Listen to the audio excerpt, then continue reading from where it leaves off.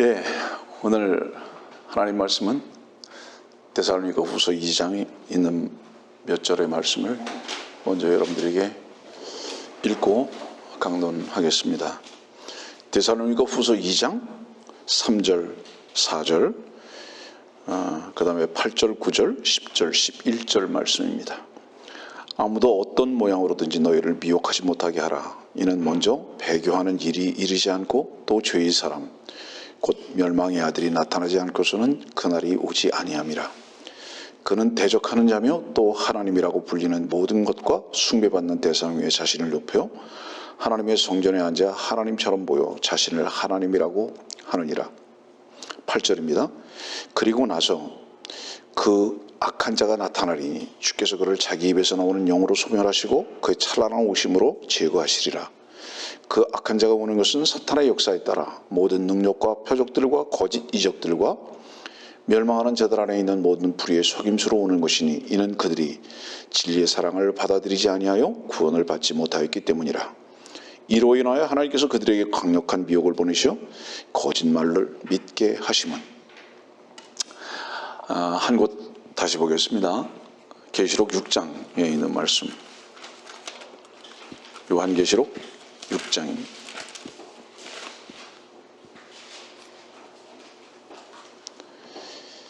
2절 말씀, 한 절 말씀만 보겠습니다. 계시록 6장 2절 말씀. 내가 보니 보라 흰말 한 마리가 있는데 그 위에 탄 자가 활을 가졌더라. 그에게 한 면류관이 주어졌고 그는 나가서 정복하고 정복하려 하더라. 데살로니가 후서 2장에 있는 그 멸망의 아들 악한 자는 계시록 6장의 흰말을 탄 자와 동일 인물입니다. 동일 인물이 각각 다른 위치에서 다른 일을 하고 있는 것을 성경에 기록하고 계십니다. 그리고 이 인물은 누구냐 하면 요한복음 16장에 미안해요. 17장으로 기억합니다. 요한복음 17장에 보면 요한복음 17장이요. 12절입니다. 아버지께서 내게 주신 그들을 내가 지켰고 멸망의 아들 외에는 그들 중 아무도 잃어버리지 아니하였으니 이로써 성경이 이루어지게 한 것이옵니다. 여기서 이 멸망의 아들이 유다 이스카리옷입니다. 그러니까 지금 데살로니가 후서 2장의 악한 자, 멸망의 아들, 성전에 앉아서 자기 자신이 하나님이라고 칭호를 받는 바로 그 존재는 유다 이스카리옷이 다시 등장하는 거예요. 그리고 계시록 6장의 흰말 탄 자로 등장하는 동일한 인물입니다. 다시 말하면 유다 이스카리옷, 그는 사탄의 아들, 멸망받을 자의 아들, 이렇게 불리우는 자. 이게 오늘의 말씀의 내용은 적그리스도에 대한 부분입니다. 그래서 말씀의 제목이 적그리스도의 전위대들입니다.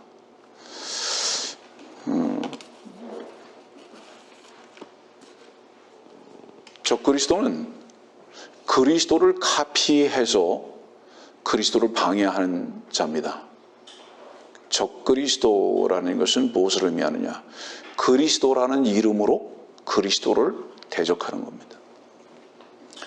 그러니까 그리스도라는 이름으로 그리스도를 대적하기 위해서는 그리스도를 철저하게 가장하고 카피해야 하는 겁니다. 그렇기 때문에 이 그리스도를 모방하는, 카피하는 적그리스도는 주님께서 하셨던 일과 앞으로 하실 그 모든 일들을 카피합니다. 지금 현재적으로도 마찬가지입니다. 그래서 예를 들어서 주님께서 이 세상에 계실 때 메시아로서, 유대인의 왕 메시아로서 각종 기적과 이적과 표적을 행하셨습니다. 능력을 행하시고. 오늘 말씀을 계속 찾아볼 거니까 급하게는 생각하지 마세요. 그래서 특히 마태복음을 중심으로 한 그분의 사역은 당신 자신이 메시아 곧 왕이라는 것, 하나님의 아들이라는 것을 입증하시기 위한 사역이셨습니다. 그러다 그분이 죽으셨죠. 누구에 의해서 죽었죠? 사실은 이 멸망의 아들에 의해서 죽었습니다. 그리고 그분께서 이 땅에 계시는 동안, 유대 땅에 계시는 동안 그분은 왕이신 것을 입증하셔야 했습니다. 또 하나 뭐죠? 그분은 선하신 하나님으로서, 특히 누가복음 같은 경우 보면은 선한 이는 하나님 한 분뿐이신데 그분은 당신 자신인 것을 나타내 보여주고 계십니다. 그래서 계시록 6장 같은 경우는 흰 말을 탔다는 것은 무엇을 의미하느냐 하면, 흰 것이라는 것은 순결을 의미함으로써 예수 그리스도의 성품, 그분의 의로우심, 그분만의 선하심을 나타내 보여주고 있는 겁니다. 그러니까 이 두 가지를 카피하는 거예요. 그러니까 선하신 하나님을 카피하고 의로우신 주님을 카피하고, 또 하나는 뭐죠? 왕이신 메시아 예수 그리스도를 카피하는 자, 이게 그리스도입니다. 오늘 여러분들에게 소개해 드렸듯이 전위대들이거든요.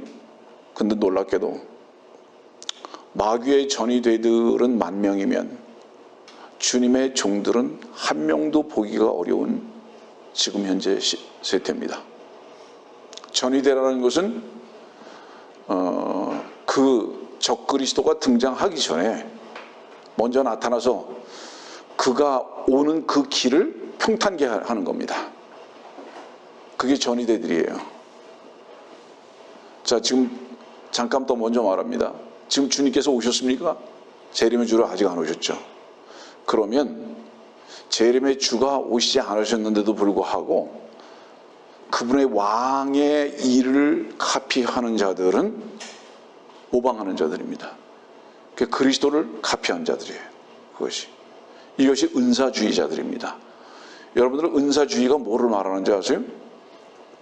주의라는 것은 주장하는 것을 말하는 겁니다. 예를 들어서 병을 고쳐야 된다. 또 뭐예요? 방언을 해야 한다. 뭐 환상을 봐야 한다. 이런 것을 주장하고 자랑하고 이런 것들을 주의라고 말하는 겁니다. 그것을 자랑하고 하는 자들을 은사주의라고 말하는 거예요. 근데 너무 앞서가는지 모르지만 사도행전 2장에서 시작되는 이런 능력들은 아직 때가 아닙니다. 그것은 주님이 바로 오시는 바로 그때를 기점으로 한 것이지 지금이 아닌 거예요. 자, 이 정도로 얘기를 하면서 말씀을 좀 여러분들에게 하나하나씩 좀 진전해 나갈 텐데요. 저는 한국에 와서 미국에 없던 텔레비가 제 방에 생겨서 종종 텔레비를 보게 됩니다. 그런데 놀라운 게 뭔지 아세요? 한국이 미국보다 훨씬 앞선 것은 평등이다. 훨씬 앞섰습니다, 여러분들. 얼만큼 앞섰는지 아세요? 예를 들어서 요즘 그 텔레비에 나와서 얘기하는 패널들 있죠. 이 사람들을 보면요, 미국을 가장 자기들이 잘하는 것으로 여겨요. 말하는 걸 보면. 근데 제가 볼 때는 미국의 바탕은 전혀 모르고 겉핥기만을 배웠던 사람들의 말을 듣습니다. 지금 현재적으로 미국의 문제가 뭐죠? 인종차별입니다. 흑인과 백인, 황인의 인종차별입니다. 근데 미국은 유나이티드잖아요. 근데 차별이 생겼습니다. 그런데 이 문제 가지고 지금 무슨 문제가 생겼죠? 트럼프가 많이 곤란한 위치에 있습니다. 저는 여러분들에게 이렇게 말하고 싶어요. 하나님은 평등을 말씀하시는가? 아니면 인종차별을 성경에 기록하고 계시는가? 연구해 보십시오. 결론. 하나님은 인종차별이라는 관점에서보다는 인종을 구분하셨고, 엄격한 면에서 볼 때는 하나님께서는 또한 인종을 차별도 하셨다. 여러분도 성경 보세요. 근데 왜 모든 인간들은 평등만을 말할까요? 한국은 무엇까지 평등을 말하는지 아십니까? 강아지까지 평등입니다.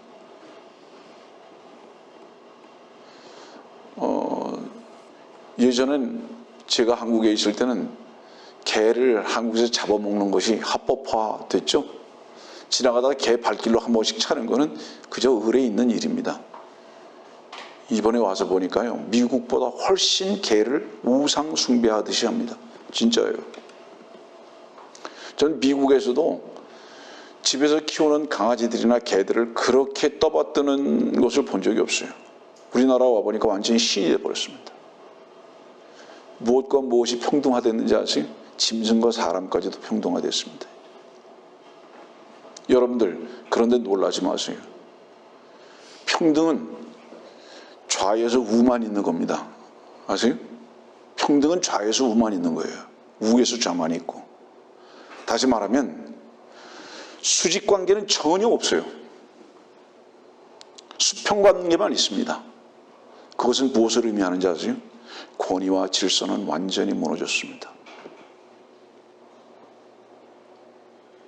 인권을 말하죠?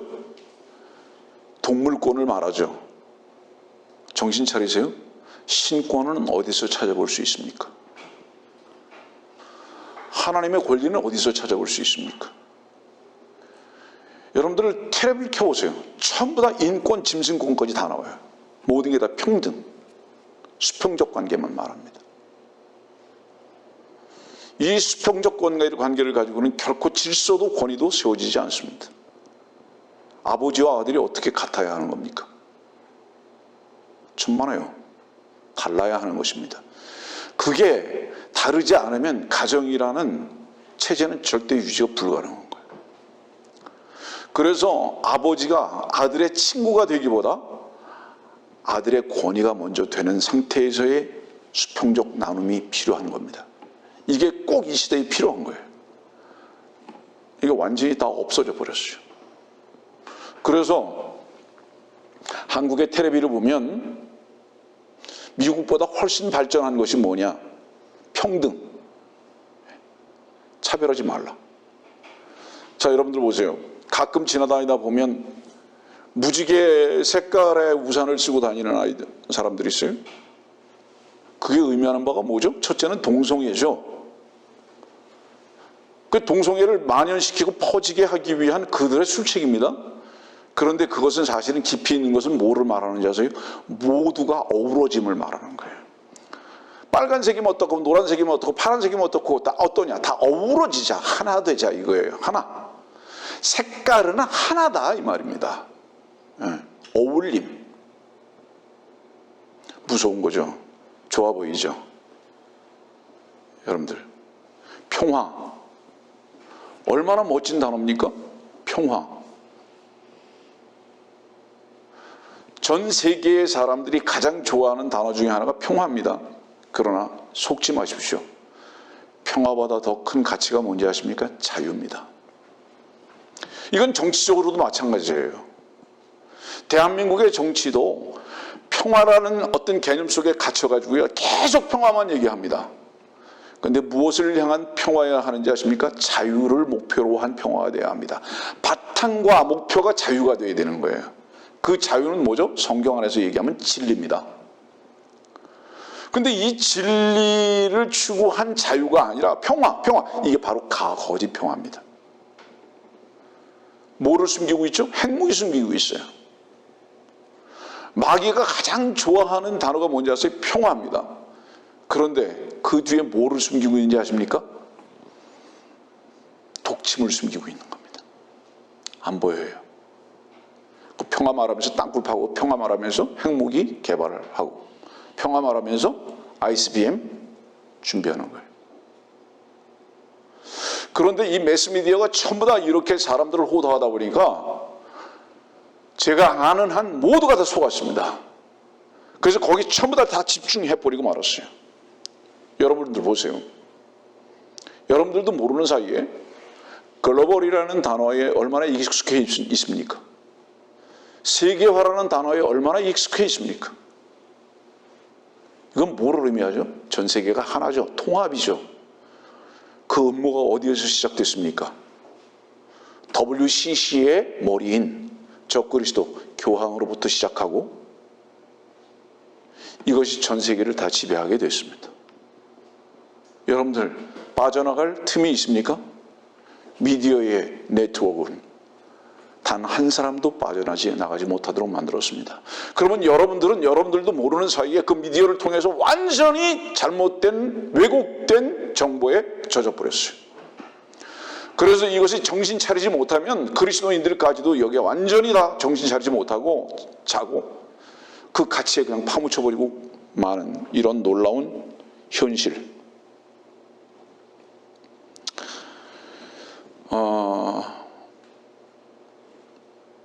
인류애가 왜 그렇게 주장되어야 하는지.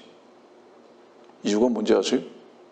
하나님의 사랑을 완전히 제거해 버리기 위한 다른 대체품입니다. 그것이 인류애라는 단어를 가지고 온 겁니다. 성경에서 말하는 사랑은 성경의 말씀을 지금 현재 듣고 있는 당신을 십자가에 못 박는 사랑을 말씀하는 것이지, 당신이 풍성해지고 당신이 즐겁게 사는 사랑을 말하는 게 절대로 아님을 잊어버리지 마십시오. 그래서 하나님의 말씀과 진리에 대한 왜곡이 그리스도인이라는 사람들의 생각조차도 완전히 지배해버려가지고 자기도 모르는 사이에 완전히 자버리고 있습니다. 지금. 성도들이요, 깨어있어야 합니다. 예.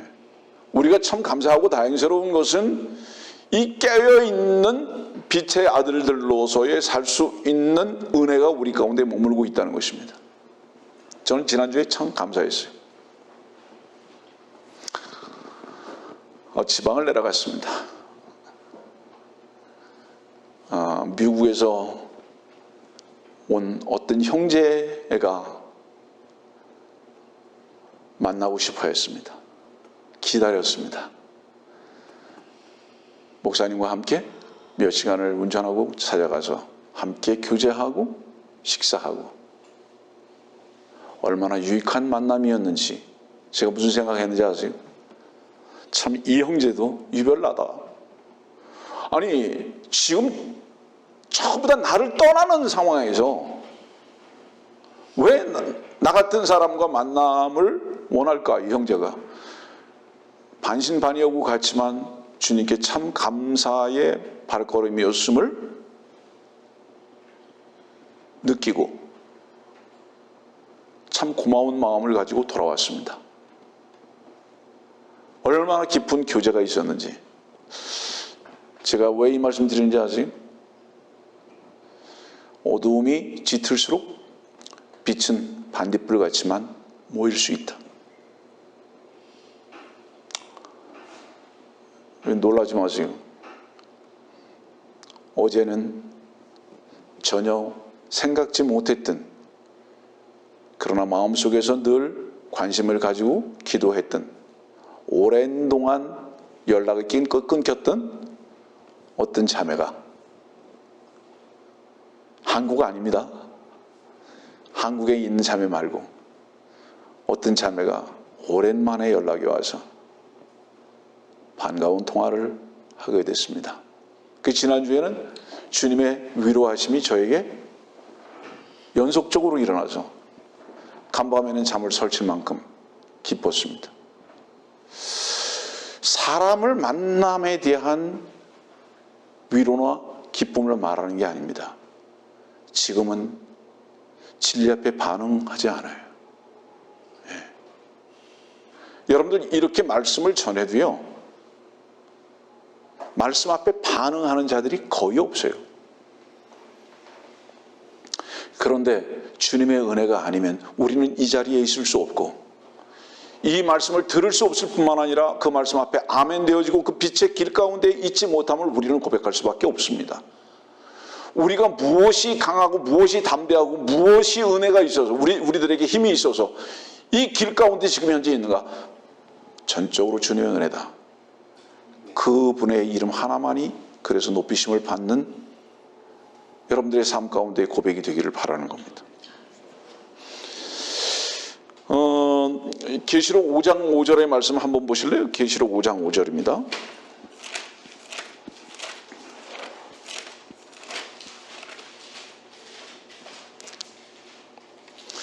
그 장로 가운데 하나가 나에게 말하기를 울지 마라. 보라, 유다 지파의 사자인 다윗의 뿌리가 이겼으니. 유다 지파의 사자인 다윗의 뿌리. 왜 지금 이 말씀을 읽어드렸는지 아세요, 여러분들? 적그리스도는 유다 지파의 사자인 다윗의 뿌리를 카피한 자입니다. 근데 이 계시록 5장 5절의 말씀이 딱 나오면서 6장에 신말탄자가 나오죠. 이 신말탄자는 누구를 카피한 자인가? 계시록 19장 보세요.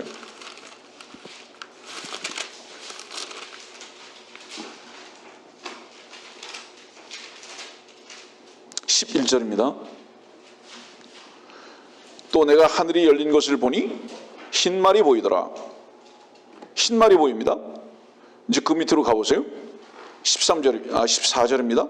또 하늘에 있는 군대들이 희고 정결한 세마포를 입고 흰말을 탄 그를 따르더라.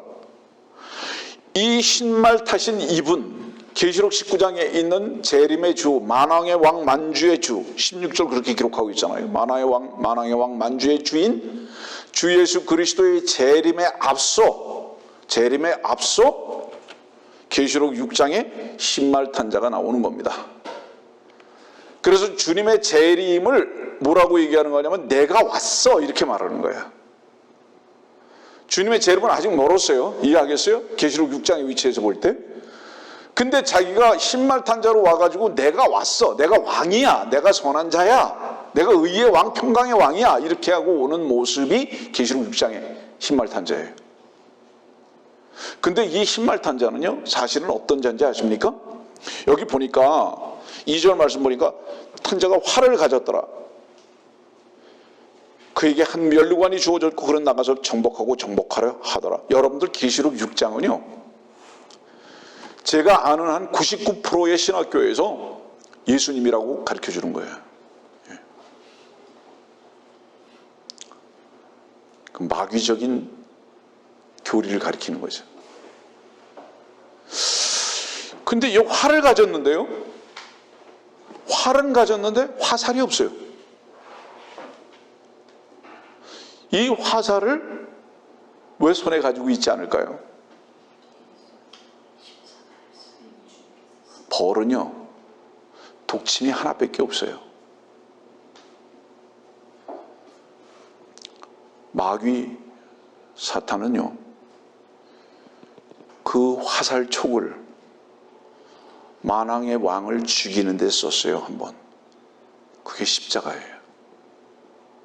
그래서 그를 십자가에 못 박아 죽여버리면 끝나는 줄 알았어요. 그래서 그 화살을 쏴버린 거예요. 네. 이 적그리스도가 유다 이스카리옷이죠. 멸망의 아들이죠. 그런데 보세요.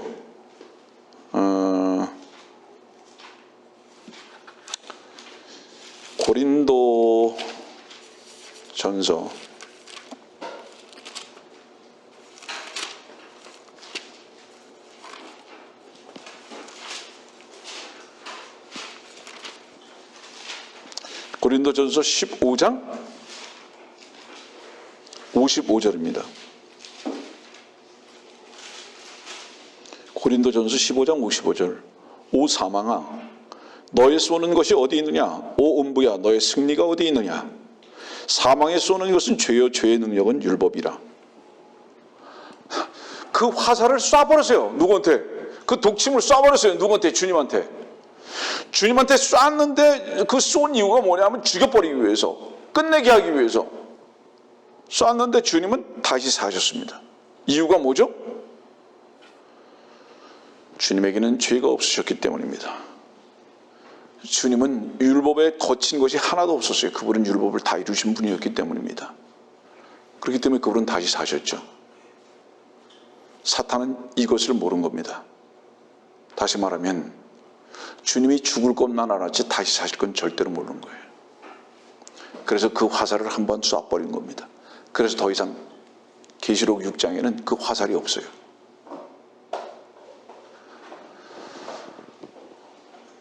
다른 표현으로 철로역정의 말씀에 인용되어서 말하면 사자가 울부짖기는 하는데 묶여 있는 겁니다. 철창에 갇혀져 있고 그 다음에 완전 쇠사슬로 묶여 있는 거예요. 범접을 못하는 겁니다.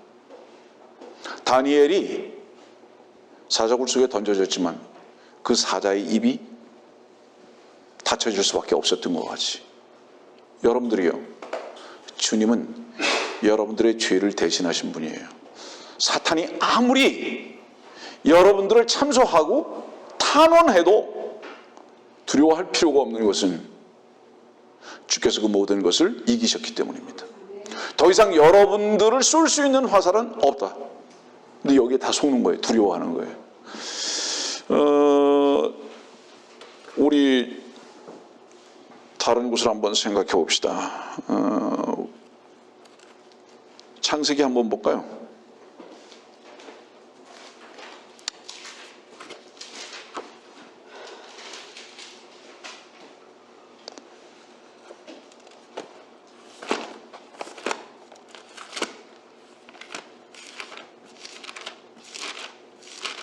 창세기 49장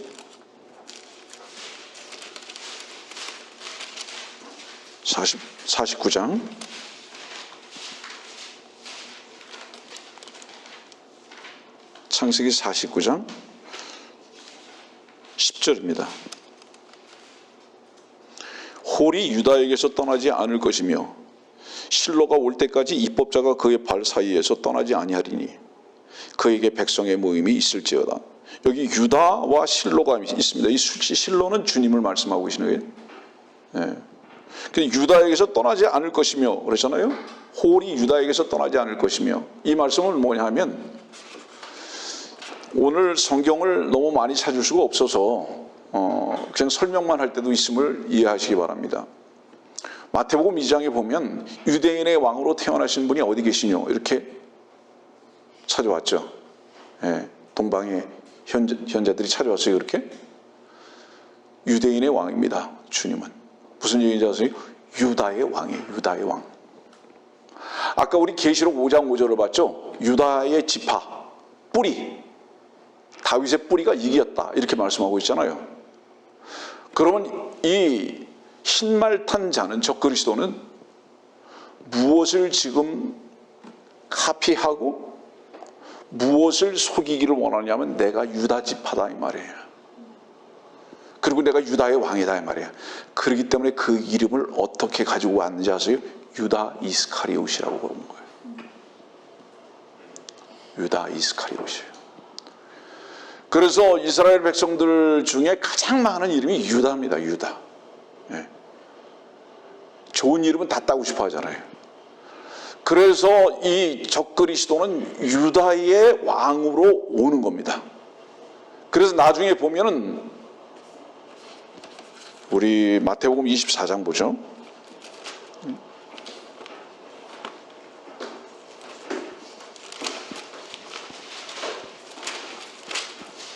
마태복음 24장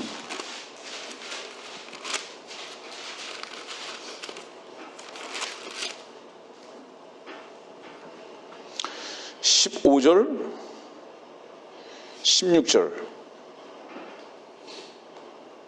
그러므로 너희가 선지자 다니엘을 통하여 말씀하신 mel망에 가증한 것이 거룩한 곳에 선 곳을 보리니 읽는 자는 깨달으라. 그때 유대에 있는 자들은 산들로 도망하라.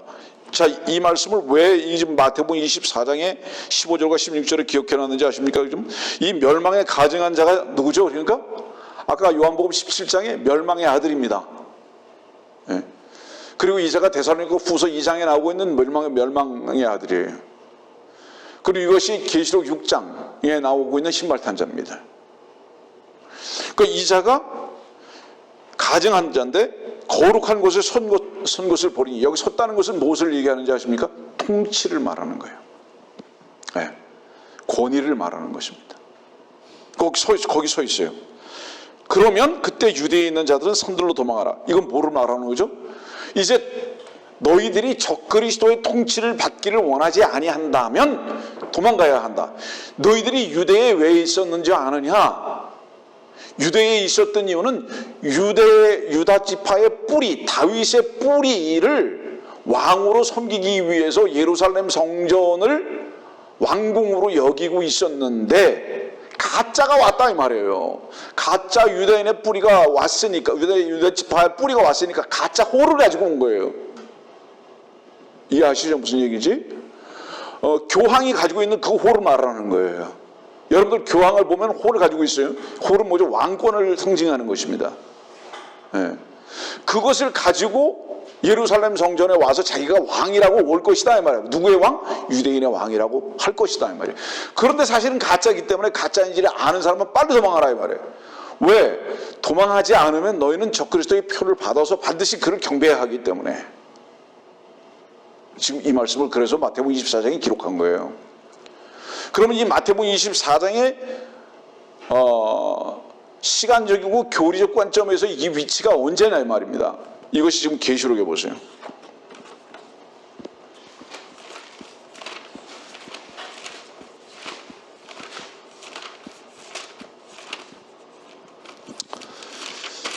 계시록 13장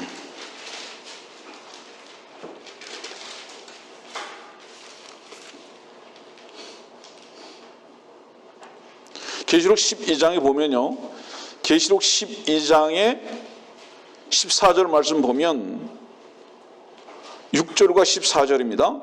그 여인은 광야로 도망하였는데 그곳에는 그들이 그녀를 1260일 동안 부양하려고 하나님께서 그녀를 위하여 마련해 놓으신 곳이 있더라. 14절.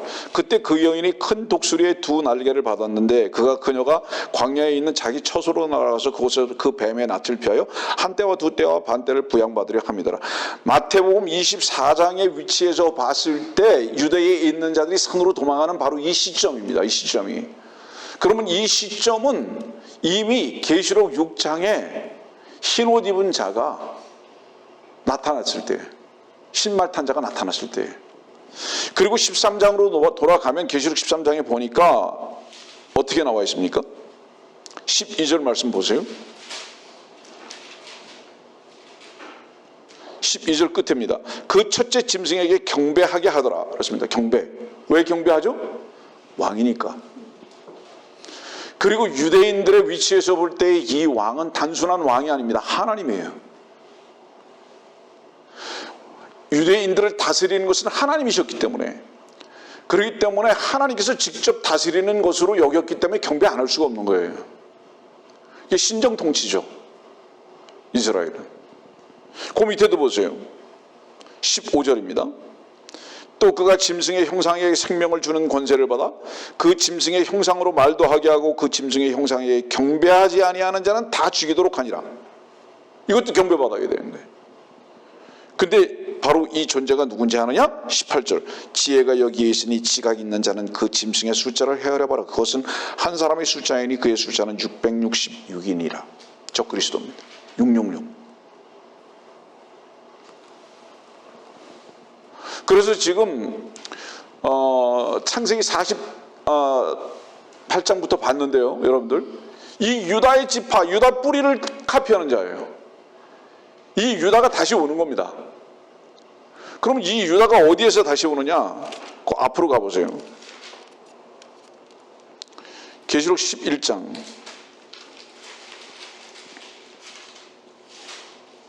7절입니다. 또 그들이 자기들의 증거를 끝마칠 즈음에 끝없이 깊은 구렁에서 올라온 짐승이 깊은 구렁에서 그 짐승이 올라옵니다. 그 뒤로도 가보세요. 11절 말씀, 계시록 13장 11절. 오늘 말씀은 지난주의 말씀과 더불어서 교리적으로 매우 중요한 말씀이고 여러분들에게 가르치는 것에 집중하기 때문에 최소한 두세 번을 들으면서 필기를 하면서 공부를 해야 충분한 이해가 되리라고 생각합니다. 계시록 13장 11절을 보니까 또 내가 보니 다른 짐승이 땅에서 올라오는데, 땅에서 올라옵니다. 먼저 저는 여러분들에게 이렇게 질문하고 싶습니다. 적그리스도 무섭습니까? 아마 어떤 사람들은 이럴 거예요. 적그리스도 무섭다. 그 표를 받으면 지옥 가는 거다. 제가 이렇게 다시 질문하겠습니다. 이미 주님의 은혜와 주님의 보혈의 능력이 아니면 당신은 지옥 가기로 예정되어 있다. 왜? 누구도 적그리스도를 알아보지 못할 뿐만 아니라 피할 생각을 결코 하지 아니하고 그 품에 달려들 것이니까. 99.99%가. 왠지 아세요, 여러분들? 제가 아는 한 적그리스도는 인류 6천년 역사에서 최고의 능력자이고, 그 최고의 능력자는 무엇으로 입증받아야 할지 아십니까? 모든 인간들의 필요를 다 채워줄 겁니다. 인간들의 필요와 요구를 다 채워줄 수 있는 거예요. 아프냐? 낫게 하고, 예? 없냐? 있게 하고, 갈등이냐? 조정하고. 그러면 예를 들어서 보세요. 여론조사했어요. 99.99%가 지지. 영원히 통치하라, 당신이. 5년 대통령 하지 말고 당신이 살아있는 영원히 집권하라. 99.99%. 이것은 무엇을 의미하는지 아십니까? 적그리스도를 개념적으로는 두려워하는데 본능적으로 즐거움 안에서는 다 좋아한다. 찾고 다닌다. 필요로 할 뿐만 아니라 목숨 걸고 쫓아다닌다. 왠지 아세요? 요한복음 보세요. 주님께서 배를 타고 피하셨는데도 쫓아다녀요. 왕 세우려고. 주님을 왕 세우려고 쫓아다니잖아요. 요한복음 보세요.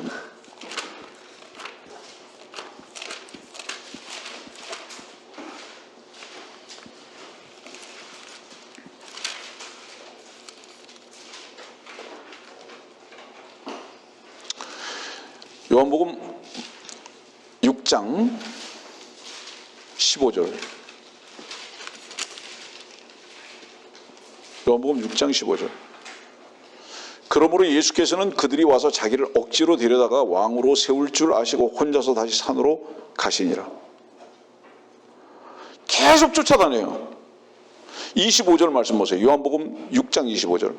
그들이 바다 건너편에서 주를 만나 말씀드리기를 랍비여 언제 여기 오셨나이까? 라고 하니 바다 건너로 도망갔는데 거기가 쫓아와요. 왜 그러죠? 요한복음 6장은 오병이어의 기적을 말하는 거예요. 배고픈 자들 다 먹일 수 있어요. 그래서 모든 집권자들의 목표는 뭔지 아십니까? 잘 살게 하는 거죠. 근데요, 속지 마세요. 주님은 하늘에서 내려온 빵이시기 때문에 사마리아의 성과 같이 또 이스라엘 백성들과 같이 아침마다 만나를 풍성히 내려주실 수 있는 분입니다. 어떤 갈급한 상황에서도. 그러나 적그리스도는요, 속이는 자이기 때문에 보세요. 그가 빵을 가지고 내려올 수 있는지 아십니까? 아니에요. 땅에서 긁어 모아야 할 겁니다. 무슨 뜻인지 아세요? 여러분들 복지 속지 마세요. 결국은 그 복지가 하늘에서 내려오는 돈이 아니라요, 여러분들 주머니에서 언젠가 털어야 할 것들입니다. 그거 좋아하지 마세요. 그런데 여기에 전부 다 쏟게 만들어 버리는 자가 적그리스도가 이 말이에요.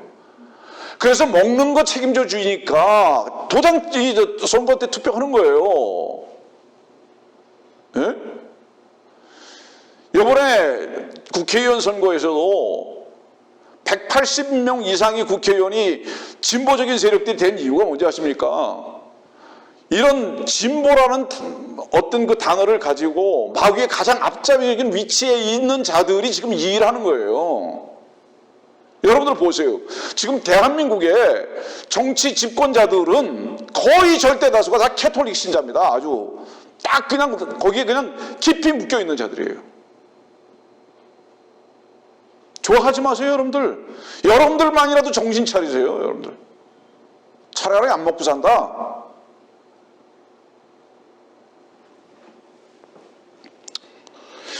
그래서 예수님을 갖다 왕으로 삼는 이유가 뭐예요? 먹고 사는 거 해결이 되니까 그러는 거예요. 결국은 저 그리스도가 어떻게 왕이 될 수 있는지 아세요? 99.9%가 99%가 전부 다 속이는 거예요. 그런 능력을 가지고 있는 존재다 이 말이에요. 이 존재가. 그래서 지금 현재 어떤 어려움도 해결할 수 있는 존재로 부각시켜서 나올 것이다 이 말이죠. 그리스도는.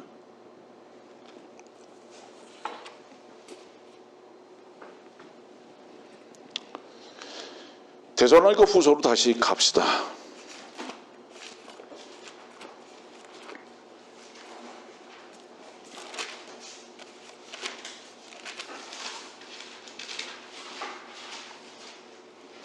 11절 말씀 보면 이로 인하여 하나님께서 그들에게 강력한 미혹을 보내시어 거짓말을 믿게 하심은 진리를 믿지 않고 불의를 좋아하는 모든 자로 심판을 받게 하려 하심이라. 다른 사람들 얘기로 생각하지 마십시오. 그런 사람들은 교만한 사람이에요. 말씀을 듣는 여러분들과 나의 얘기로 들어야 돼요.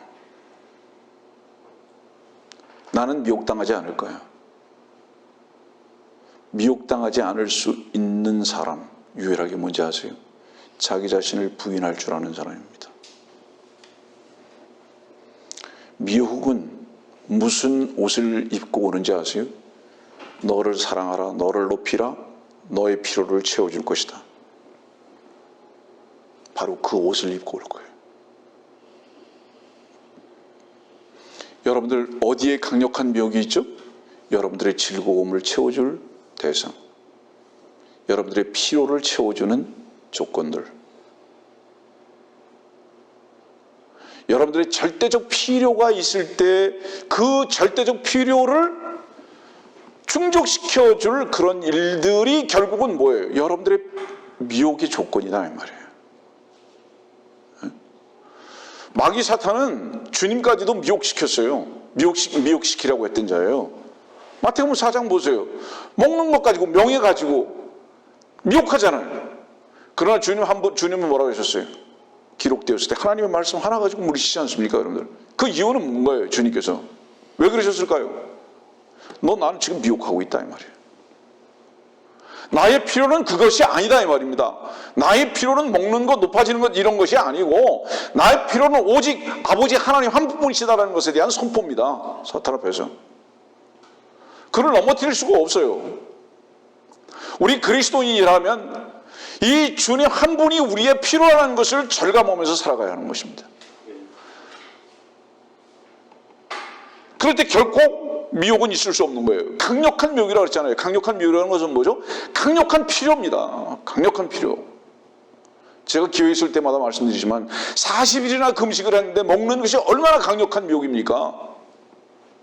그럴 때 하나님을 바랄 수 있는 마음이라면 어떻게 그런 마음을 가질 수 있을까요? 마땅히 그 필요 앞에서 자기 자신을 부인한 부인 때문이 아니겠는가 이 말이에요. 그래서 거짓말을 믿게 하셨다. 진리를 믿지 않고 불의를 좋아하는 모든 자로. 자, 나는 불의 좋아하지 않아. 거짓말 하지 마세요. 여기 설교자도 불의 좋아해요. 주님의 은혜가 아니면요. 결단코 주님의 은혜가 아니면, 주님의 선대하심이 아니면 우리는 불의를 쫓을 수밖에 없는 불의한 자들이에요. 우리는 원래가. 선하신 하나님의 절대적인 은혜가 아니면 우리는 선을 좋아하지 않을 수밖에 없고 악을 좋아할 수밖에 없는 자들인 거예요. 우리가. 우리 건방 떨으면 안 돼요. 그렇기 때문에. 제가 얼마 전에 미혹이라는 책을 쓰신 어떤 목사님이, 근데 그 책을 좀 봤어요. 이렇게 좀 뒤적거려 봤어요. 그러면서 내가 무슨 생각을 했는지 아세요?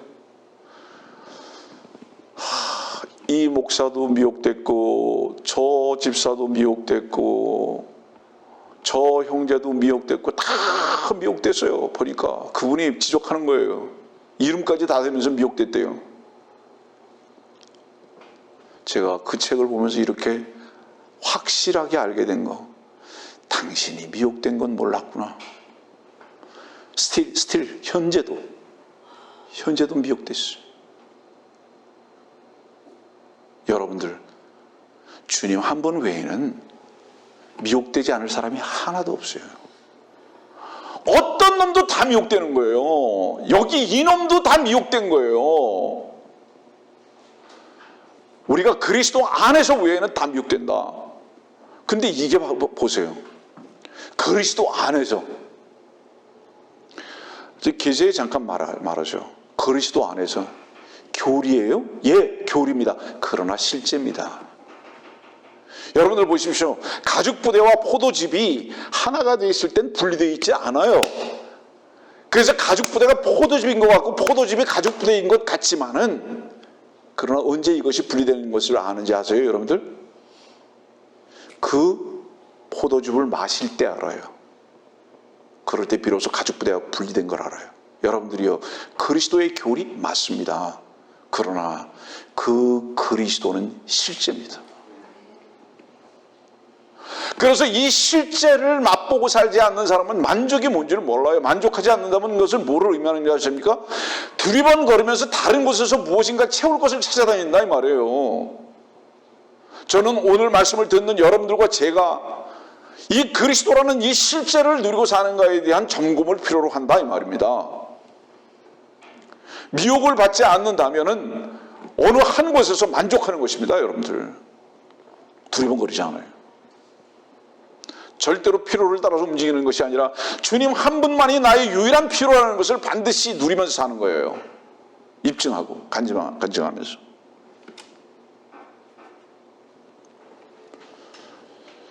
데살로니가 후서 여러분들은 왜 읽어드리는지 아세요? 미혹.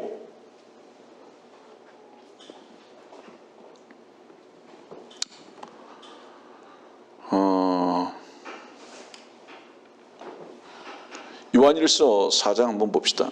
요한일서 4장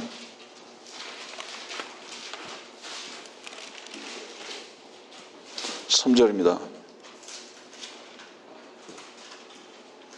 예수 그리스도께서 육신으로 오신 것을 시인하지 아니하는 모든 영은 하나님께 속한 것이 아니 이것이 곧 적그리스도의 영이니라. 적그리스도의 영. 저가 적그리스도의 영을 가진 자라고 얘기를 어떤 분이 했다는 걸 들었는데 어떻게 생각합니까? 저도 연약하면 적그리스도의 영 앞에 노출되어 있습니다. 저 부인하지 않아요. 제가 연약할 때는 적그리스도의 영 앞에 노출되어 있다고요. 그 적그리스도의 영은 어디로 우리를 끌고 가는지 아세요? 자기 사랑, 자기 이익, 즐거움, 세상으로 향하게 하고 있습니다. 그래서 저는 지금도 많은 부분 연약한 나의 모습 속에서 적그리스도의 영에게 노출되어 있습니다. 그것을 선포하진 않아요. 그러나 저에게도 노출되어 있다는 것은 주님의 은혜가 아니면 언제든지 넘어져 있을 수 있다는 것을 고백하는 겁니다, 여러분들. 왜냐하면 진리의 영과 적그리스도의 영의 차이점은 뭐냐면 적그리스도의 영은 아까 우리 계시록에서 봤잖아요. 땅에서 올라온다고, 구렁에서 올라온다고. 이것은 뿌리를 어디에 둔 것이냐면 지옥에 둔 거예요. 이 나무의 뿌리를. 이 나무의 뿌리를 지옥에 두고 이 나무의 뿌리를 땅에 둔 겁니다. 그래서 올라오는 거예요. 그렇기 때문에 땅으로만 향하는 거예요. 이 적그리스도의 영은 세상에서의 성취, 육신적인 필요, 세상에서의 즐거움, 이것으로 계속 가게 하는 겁니다. 그래서 그것을 계속 전하게 하는 거예요. 이것을 끝장내게 하는 것은 유일하게 십자가 외에는 없는 겁니다, 여러분들. 그래서 우리는 그것을 알기 때문에, 그런 연약함을 알기 때문에 날마다 우리 자신을 부인하는 것만이 유일하게 이 적그리스도의 영을 십자가에 달아놓고 살아야 하는 바로 이 조건인 것입니다, 여러분들. 그거예요. 그렇게 말씀하시는 그분이 과연 얼마나 담대하게 그리스도의 영 안에서 넘어지지 않고 사시는지는 모르겠지만 저는 저의 연약함을 제가 고백하는 거예요. 나 이럴 때가 있다고.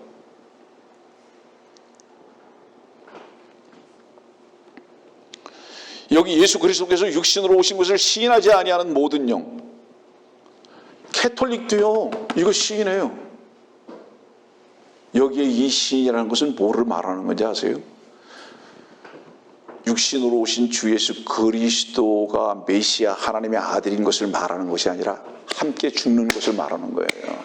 그 시인을 말하는 거예요. 속지 마세요, 여러분들. 속지 마세요. 이 부분을 다른 부분에서 좀 점검해 보겠습니다. 마태복음 16장으로 한번 가보실래요?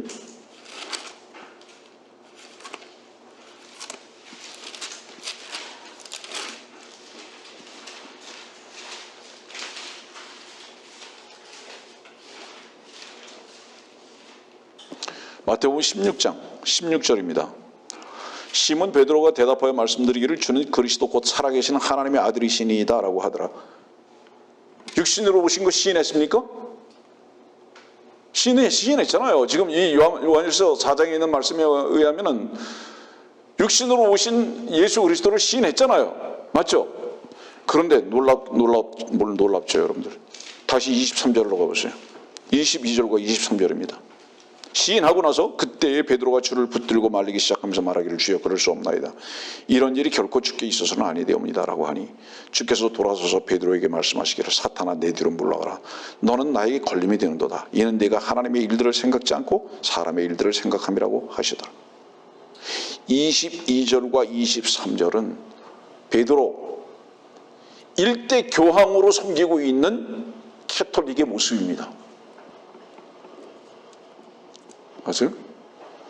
캐톨릭의 교황권에 따라서 그 전통에 의해서 지금도 베드로를 일대 교황으로 여기는 현재적 위치의 캐톨릭을 말하는 거예요. 이게 지금 마태복음 16장 22절과 23절은 십자가는 늘 가지고 다니고 성전 맨 꼭대기에 붙여놓고 있고 목에도 이거 묵주를 해놓고 돌아다니고 맨날 그거 돌리지만은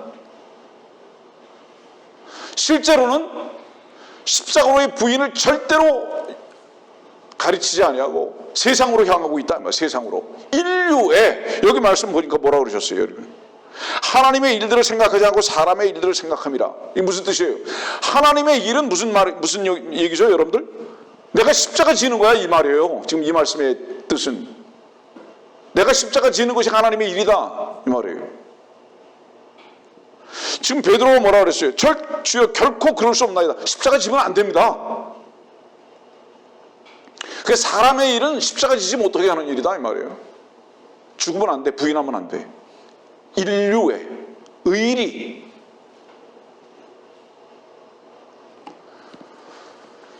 이 인류에만 있다. 아까도 말씀드렸잖아요.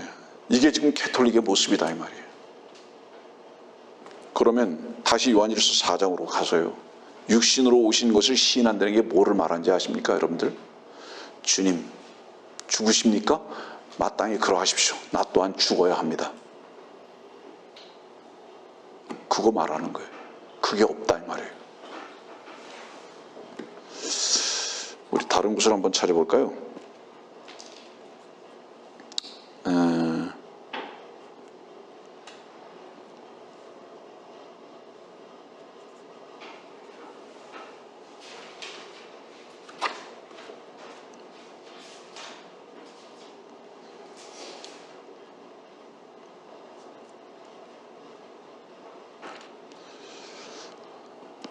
벌써 55분이 돼서 시간이 너무 많이 갔는데요. 유다 이스카리옷은요. 막달라 마리아가 향유를 깨가지고 주님의 발 앞에 부니까 뭐라 그랬죠? 그걸 팔아서 가난한 자들에게 주었으면 얼마나 좋았겠냐. 인류에 사람을 사랑하는 것 외에는 관심 없어요. 근데 막달라 마리아를 왜 칭찬하셨죠? 이유가 뭔지 아세요?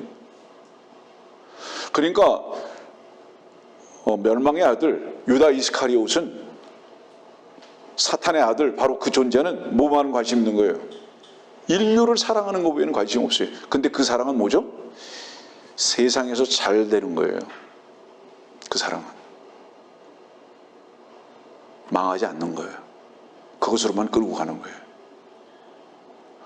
근데 막달라 마리아가 왜 주님으로부터 칭찬받았는지 아세요? 향유를 깼죠. 무엇을 의미하죠? 당신의 죽으심은 나의 죽음입니다. 나는 미래가 없습니다. 이제 여러분들, 이 향유를 깨뜨려서 부었다는 것은 뭐냐면 자기 몸을 완전히 산산조각내서 자기가 그렇게 고상하고 아름답다고 생각했던 이 모든 것들을 주님의 죽으심에 함께 던져버린 것을 의미하는 거예요. 나는 죽어야 할 존재입니다. 이 향유라는 것은 뭐를 얘기하죠? 이 여인이요, 앞으로의 즐거움을 위해서 비축해놨던 거예요. 모든 재산으로 결혼하기 위해서 미래를 투자했던 거예요. 여기다가 이것을 다 깨뜨려 버렸다는 것은 뭐를 의미하느냐면, 저는 저의 미래가 이제는 없습니다. 주님의 죽으심에 동참하는 것만, 내가 끝나는 것 외에는 나의 미래가 없습니다. 바로 이것을 신앙의 고백으로 지금 보여주고 있었다 이 말이에요. 근데 유다 이스카리ot은 뭐예요? 너는 죽으면 안 돼. 살아야 돼. 이 땅에서 번성해야 돼. 마태복음 13장으로 가봅시다.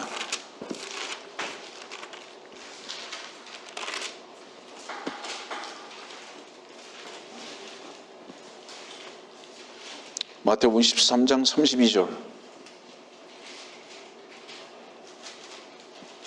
그것은 참으로 모든 씹어도도 작지만 자라나면 푸성기 중에서 가장 커지고 나무가 되면 공중의 새들이 와서 그 가지에 걷깃들으니라고 하시며. 자라나요. 나무가 자라나요. 예. 얼만큼 자라느냐? 공중의 새들이 와서 그 가지에 깃들일 만큼 커져요. 이게. 그 다음에 33절 보세요. 전체를 부풀게 한 누룩과 같으니라 하시더라. 이 두 말씀의 공통적인 부분을 두 가지만 말할게요. 존재는 하나입니다. 마귀입니다. 그 다음에 또 다른 공통점은 뭔지 아세요? 크게 합니다. 하나는 부풀게 하고 하나는 크게 합니다. 무엇을 의미하죠? 모든 사람이 그럴듯하게 보이는 겁니다. 사람들의 눈에 화려하고 부여하고 모든 사람이 진리라고 생각하는 바로 그 넓은 길을 말하는 거예요. 이것이 무엇을 의미하느냐? 계시록 18장 보세요.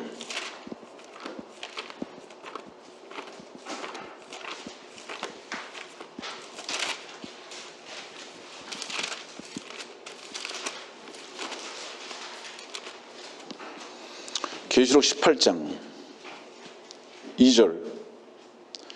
그가 큰 음성으로 힘있게 외쳐 말하기를 큰 바벨론이 무너졌도다. 무너졌도다. 마귀들의 거처가 되었고 온갖 더러운 영의 소굴이요 모든 더럽고 가증한 새의 소굴이로다.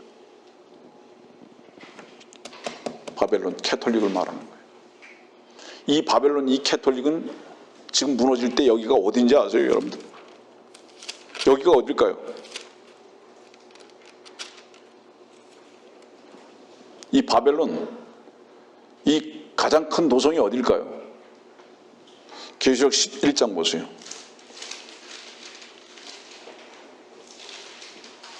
계시록 11장 8절. 그리하여 그들의 죽은 몸들이 큰 도성의 길거리에 놓이리니 그곳을 영적으로는 소돔과 이집트라 부르며 우리 주께서 십자가에 처형되신 곳이라. 여기가 어딘지 아세요? 큰 도성 예루살렘입니다. 계시록 18장의 이 바벨론은 예루살렘인 것을 말하는 거예요. 왜냐하면 로마의 캐톨릭이 수장이 예루살렘으로 옮기잖아요. 그러면 전 세계의 가장 큰 도성이 되는 거예요. 거기가. 지금은 로마가 가장 큰 도성이지만 왜 뉴욕이 가장 큰 도성인지 아세요? 유엔 본부가 있기 때문인 거예요. 여러분들, 이 모든 것을 합쳐서 예루살렘 큰 도성으로 모이게 됩니다. 그게 다 무너졌도다, 무너졌도다. 거기가 뭐예요? 더러운 영의 소굴입니다. 이게 지금 마태복음 13장에 그 큰 남은 거예요. 모든 사람들이 그쪽으로 집중해요. 그야말로 온 세계의 다운타운이에요. 거기가. 반드시 무너질 걸 말씀하십니다.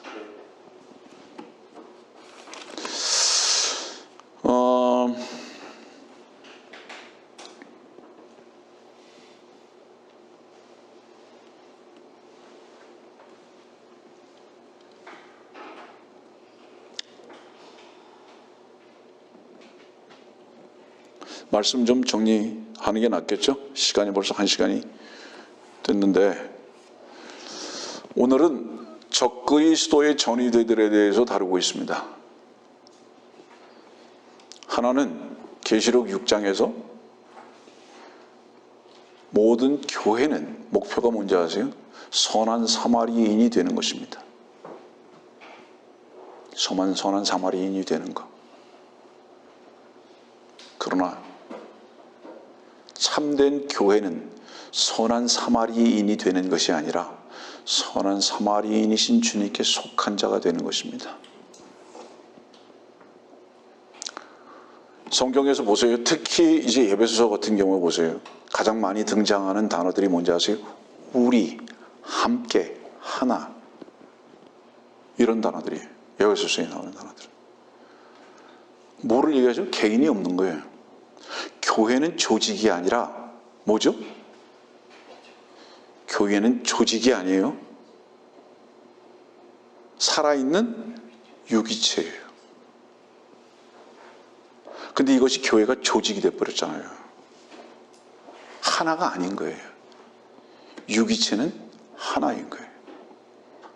그래서 여러분들 성경을 보면서 함께, 하나, 우리, 특히나 그리스도 안에 이러잖아요. 교리를 말하는 것이 아니에요. 실제적으로 그 안에서의 삶을 말하는 거예요. 그리스도 안에서 산다면 나는 없는 거예요. 세상도 없는 거예요. 근데 말은 그리스도 안에라고 말을 하면서 실제적으로는 그리스도 밖에서 모든 것을 추구하고 살아간다 이 말이에요. 이건 뭐예요? 조직체고 개체인 거예요. 이게 스스로 속이는 겁니다. 이런 것들을 뭐라고 말하는지 아세요, 여러분들? 이런 것들을 쭉정이라고 말하는 거예요. 에레미야서에 말씀하고 있는 쭉정이, 시편 1편의 쭉정이, 마태복음 3장의 쭉정이, 다 이 쭉정이는 지금 말하는 것, 에레미야, 시편 1편, 마태복음 3장의 이 쭉정이는 공통적으로 언제를 가리키는지 아세요? 주님의 심판 때를 가리키는 거예요. 이 쭉정이는 뭐가 다른지 아세요? 알곡과 모양은 똑같아요. 근데 생명이 없어요. 내용, 실제가 없다 이 말이에요. 실제가 없다 이 말이에요. 깃발만 있다 이 말이에요. 불에 태워질 것입니다. 정말 이 시대의 가장 중요한 관점, 조심해야 할 것, 그게 뭔지 아세요, 여러분들? 옷은 잘 갖춰 입었어요. 완벽해 보여요.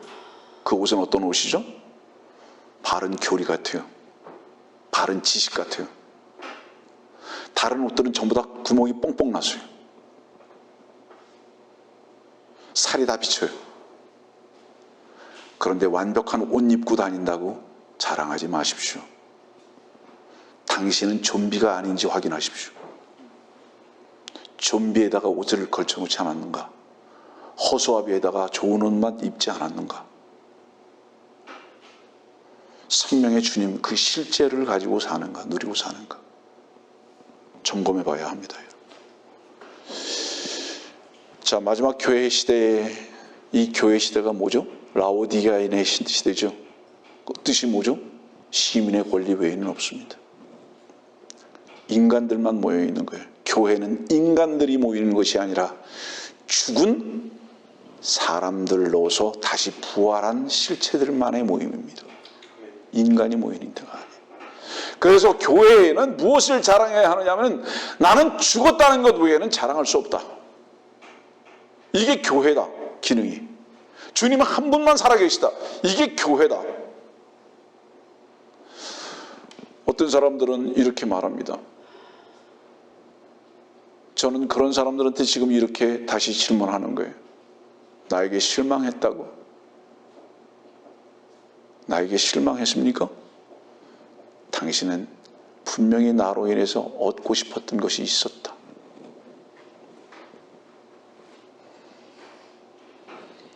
내가 당신에게 줄 수 있는 건 배설물 뿐이었고 거짓뿐이었다. 당신은 나를 통해서 얻을 수 있는 것은 내가 아니라 주님 한 분뿐이어야 됐었다. 그리고 그런 사람들에게 지금 다시 질문합니다. 나를 알고 10년, 20년, 지금 가르침이 달라졌느냐, 설교가 달라졌느냐, 달라졌다면 진전된 것 외에는 없지 않느냐? 그러면 나에게서 무엇을 찾으려고 했고 지금도 무엇을 찾으려고 하느냐? 내가 가르치는 말씀이 진리고 바른 교리며 주님을 증거하고 있고 더욱 진전되고 있다면 주님의 은혜가 함께하고 있는 것이 분명하지 않느냐? 그것만 확인했으면 좋겠다.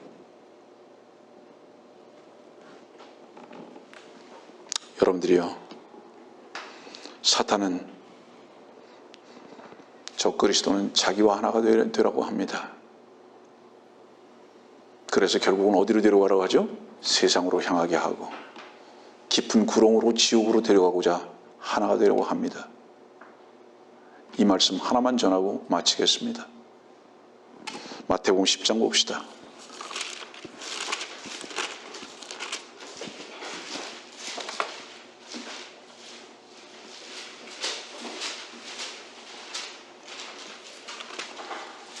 마태복음 10장 1절. 주께서 자기 12 제자들을 부르시어 그들에게 더러운 영들을 쫓아내며 모든 병과 모든 허약함을 치유하는 권세를 주시더라. 그 12 사도들의 이름은 이러하니 4절. 가나안인 시몬과 유다 이스카리오시니 그는 주를 배반한 자더라. 8절. 병든 자들을 고쳐주고 문둥병자들을 깨끗게 하며 죽은 자들을 살리고 마귀들을 내어 쫓으라. 너희가 값없이 받았으니 값없이 주라. 여기 누가 있죠? 마귀, 유다 이스카리옷, 주를 배반한 자. 주님께서 계셨을 때 다 배웠어요. 그 능력도 다 받았어요. 그가 어디로 갔는지 아십니까, 여러분들? 그가 사도행전 1장으로 가보세요.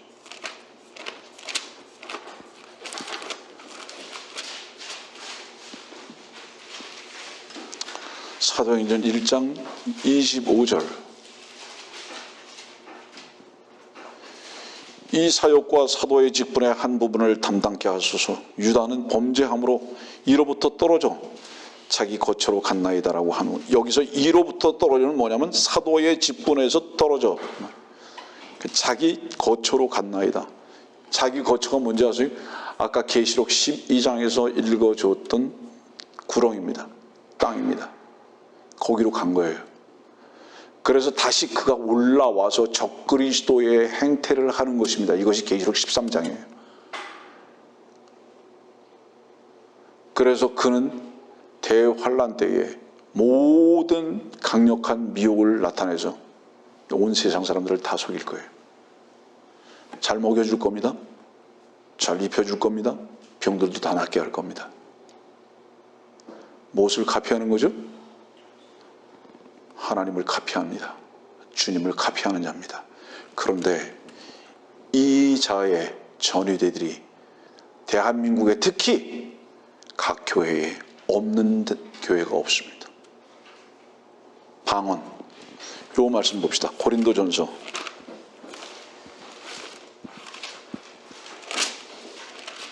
'너무 많은 시비가 있죠. 고린도전서 14장.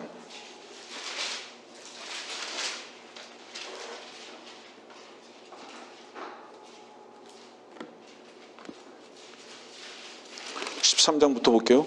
고린도전서 13장부터 8절입니다. 사랑은 결코 시들지 아니하나 예언들이라도 끝이 올 것이요 방언들이라도 그치게 될 것이며 지식도 끝나게 되리라. 언제? 주님이 오셨을 때. 예? 방언들이라도 그치게 될 거다. 방언이 왜 그치게 되는지 아십니까? 방언들이라도 그랬어요. 방언이라고 말하지 않고 방언들이라고 말했다고요. 여러 민족, 여러 지역 말들이 다 있다 이 말이죠. 근데 이 방언들이 그치게 될 거라 이 말이에요. 예배당에서 살라살라 하는 그 방언을 말하는 게 아니에요. 영어, 러시아어, 중국어, 스페인어, 한국어, 일본어 이걸 말하는 거예요. 이게 그칠 때가 있다 이 말이에요. 그 그칠 때가 언제인지 아십니까? 창세기로 가보세요.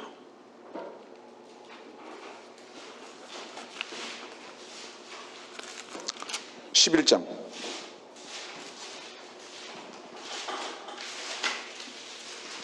그 영어 공부하지 하려고 뭐 머리 싸맬 필요 없다 이 말이죠. 그때는. 창세기 11장 1절 온 땅에 하나의 언어와 하나의 말만 있더라. 언제까지? 언제부터? 흩어지기 전까지. 그 11장 1절은 하나의 언어와 하나의 말만 있어요. 근데 10절 말씀 보세요. 가져 우리가 내려가서 거기에서 그들의 언어를 혼란시켜 그들이 서로의 말을 알아듣지 못하게 하자. 그때부터 어때요? 언어가 흩어졌다 이 말이에요. 방언들이 생겼다 이 말이에요. 이 흩어지기 전에는 방언이라는 단어가 없어요. 한 가지 말만 있어요. 한 가지 말만. 그럼 이때까지에 썼던 말은 뭘까요? 이때까지에 썼던 말 하나는 히브리어예요. 하나님께서 아담에게 하셨던 말 히브리어로 말씀하신 거예요. 아담한테. 자, 아담은 누구의 모습이죠? 두 번째 아담이신 주 예수 그리스도의 모양입니다. 에덴에서는 두 가지의 말을 쓸 필요가 없어요. 주께서 오셔서 온 세상을 회복하시면 주님께서 쓰시는 단어, 말 하나만 쓰면 됩니다.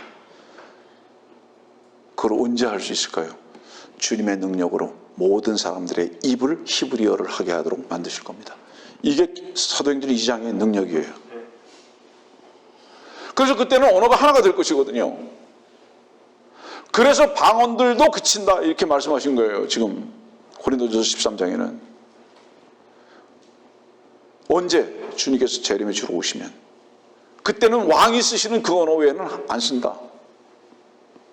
여러분들이요, 하나님께서 에덴의 통치권을 아담에게 주셨잖아요. 그런데 마귀에게 뺏겼죠. 마귀는 자기의 아들들로 살게 하기 위해서 그리스도인들까지도 어디로 이끌어가는지 아십니까? 세상으로 이끌어가는 거예요. 세상으로. 그 가치와 그 즐거움으로 이끌어가는 것입니다. 이 불탈 세상에서 뭔가 보장을 받을 수 있는 것 같이 미혹하면서 끌고 가는 것입니다. 그리고 그 앞잡이에서 온갖 능력을 다 발휘하는 겁니다. 너희 필요가 뭐냐? 육신적인 필요가 뭐냐? 너희 육신적인 목표가 무엇이냐? 내가 그것을 채워주겠다. 라고서 이 강력한 미혹을 보내서 사람들에게 그 강력한 미혹이 뭔지 아세요? 욕심이에요. 세상적인 욕심, 육신적인 필요. 이걸 보내준 거예요. 그래서 그런 것들을 채워주면서 앞장서서 나가는 겁니다. 그게 적그리스도의 영이에요. 그게 멸망의 아들이 하는 일입니다. 예? 교회는 이미 어디서 시작됐을까요? 그 세상과 자기 자신을 십자가에 못 박는 것으로 출발했고요. 우리는 세상으로 뿌리를 내리는 자들이 아니라 주님을 향한 자들입니다. 자, 오늘 우리는 이제 말씀을 마치겠는데요. 적그리스도의 전위대들, 이 시대의 은사주의자들, 방언을 자랑하고 병고침을 자랑하고 마귀 쫓아내는 것을 하나님의 일이라고 거짓으로 꾸미는 자들. 근데 그거보다 더 심각한 앞잡이들이 있습니다. 하나님의 선하심을 카피하고 모방하고 흉내내는 자들. 하나님 한 분만이 선하신 것을 인정하지 아니하고 선하게 사는 것을 목표로 한 자들. 자기 자신이 하나님과 같이 보이기를 원하는 자들. 이것은 이사야서 14장에서부터 시작된 것인 것을 잊지 마십시오. 오늘 우리는 이 말씀을 되짚어 보면서 주께서 오실 때가 너무 가까운 이때에 경성하고 깨어 있어야 하며 우리 안에 아직도 남아있는 미혹이 무엇인가? 우리는 주님 앞에 이 문제를 가지고 기도해야 할 줄 압니다. 그리고 우리 주위에 있는 이 전위대들을 주의 종의 위치에서 선도하고 말씀을 가르치고 이끌어내는 주의 성도들로서의 마땅한 삶이 우리들에게 필요한 줄을 우리는 압니다. 말씀 마칩시다.